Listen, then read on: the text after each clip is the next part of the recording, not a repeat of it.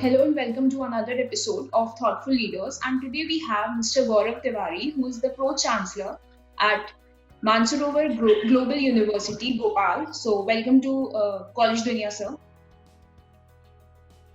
Hi, thank you so much, Ms. Chan. Sir, we would like you to give a brief introduction about yourself. Risha, I am the Chief Executive Director and the Pro-Chancellor of Mansarovar Group of Institutions, firstly, and Mansarovar Global University.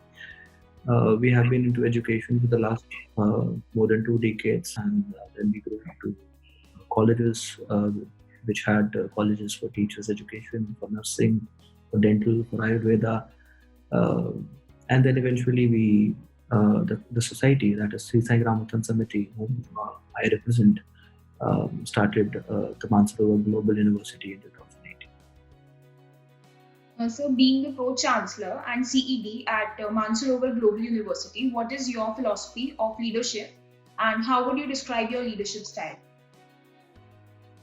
See, I don't consider myself as a leader. I consider myself as part of the family because um, when you call yourself a leader, आपके कंधों पे सबको राह दिखाने का दारोमदार होता है. I don't think so that I can be the sole only person जो कि सबको राह दिखा सके. I believe in teamwork और मुझे लगता है कि it's more of a family and everybody who is working in the Mansarovar family, who is part of us, is a stakeholder and is equally respected and is given equal uh, amount of importance at every level. How do you tend to establish a healthy relationship with students at your university? It's quite a difficult thing to establish a healthy relationship. But if we do not confine ourselves to just the textbooks and we go out and we do things which students want us to do, especially some students are like very interested in cultural events, so we are keen to organize them. Then some students might be interested in sports, so we make sure that we give them enough and state-of-the-art infrastructure to play the sport of their choice. So this is how we try to reach out to students through various ways. Some students, of course, most of the students are here and they are, uh, paying for an education, and it's usually a fortune for them, to pay for their education. So we have to primarily make sure that we are delivering the right kind of education, the right kind of teachers, the labs. If we confine it to just academics and we do not go out of our way and get into the other co-curricular activities, we do not really get to the heart of the student. And at Mansarovar, we are quite keen to to make sure that when the student joins us, he's not with us for the duration of the course, but he's with us for even longer, and he goes out with a beautiful memory of the college or the school uh, when he was with Mansarovar. So, what are some of the greatest strengths of Mansarovar Global University? Mansarovar Global University is a university which has got people from all walks of life, and we are very serious about professional courses like pharmacy, law, agriculture, uh, paramedical courses, and nursing. These are the courses which we have been primarily focusing on. I think infrastructure, the kind of team we have made in the last 2 years, uh, right from the Vice Chancellor Dr. Arun Kumar Pandey sir, who is ex Delhi University, uh, to any lecturer, you can come and interact with them, and you realize that these are bright individuals, and they are dedicated towards delivering quality education to the students.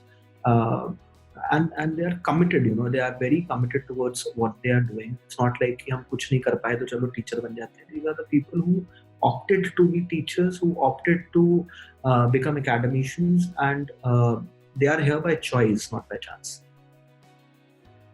What are some of the biggest challenges you see for higher education and for Mansarovar Global University in particular? Challenges to satisfy a student and satisfy all students is a challenge, because when you're talking about a group of 5 6,000 students at once, it becomes a huge problem, to satisfy the needs, the requirements, the expectations of each and every student and their parents, who are again stakeholders in the whole process of that student's education. Uh, that itself is a challenge, but we I think not just us, but every institution is facing that, and everybody is addressing it in their own unique way. We are trying to do that as well. Apart from that, creating the right atmosphere, the right environment, the right infrastructure, also to make sure that in terms of environment, when I say to make sure that there is no ragging, there is no anti anti-social activities going on inside the institution, to maintain that discipline, that decency, that decorum, with so many people around. It becomes quite tough, but thankfully, the kind of team we have at every level is very confident and is very capable of addressing these problems. And so far, it has been a smooth ride for us. Let's hope it goes on like this for as long as it takes. Being the Pro Chancellor and CED at Mansarovar Global University, what are your roles and responsibilities for the university? My role as Pro-Chancellor is to, to make sure that I work as the bridge between the management, that is the society, um, who are the sponsoring bodies for the university, and the management of the university, that is the vice chancellor, registrar, and onwards. So I am the communication link between them, and most of the matters which involve finances, most of the matters which involve attention of the society in terms of the university, are brought down to me, and I make sure that they reach to the society. They are taken up in the right meetings in front of the right people, and I have to make sure that the right decisions are delivered as well. How does the curriculum of Mansarovar Global University ensure the best practice in the industry? The curriculum, as I previously mentioned as well, it's not just textbook based. It's very very practical, very hands-on based. We don't just focus on giving books and making people read and ratify things and come to the classroom, right, and pass it. That's not who we are. We want to make sure that if a student is coming and opting for agriculture, he is given enough space to actually grow something, and he is given enough exposure with the right kind of MOUs, with the right. So this exposure to explore around and understand what this industry has to offer. What are the roles that he can play after doing that particular course? What are the opportunities for him once he passes out? And what are the opportunities for him as a student as well? Because we don't tend to realize, I mean, as a student, they don't tend to realize, but even when they start with their very first year in a professional course, there are a number of opportunities which pop up, which can shape their career. And sometimes the students take it lightly and they think यार अभी तो बहुत time है, काम करना चालू करेंगे तब सोचेंगे. पर we try to make sure that we give them the right amount of exposure, and eventually and ultimately the choice is on the student to decide whether he wants to grow in a certain way, or he wants to take a break and maybe think about growing later and focus on his academics and curriculum. So, being the CED at MGU, how do you strategize the marketing and administration programs for the university? Marketing is a key thing. Marketing is very important because no matter whatever we are doing inside the university premises, if it does not reaches out to the right kind of people, I guess we are not justifying the efforts which our team has been taking, and we are not justifying the availability of opportunity for the students who are sitting outside and who might be looking for an opportunity like the one which we might offer. Marketing, when we talk about marketing at an educational institutional level, it's not just advertising the institution. It's more than that.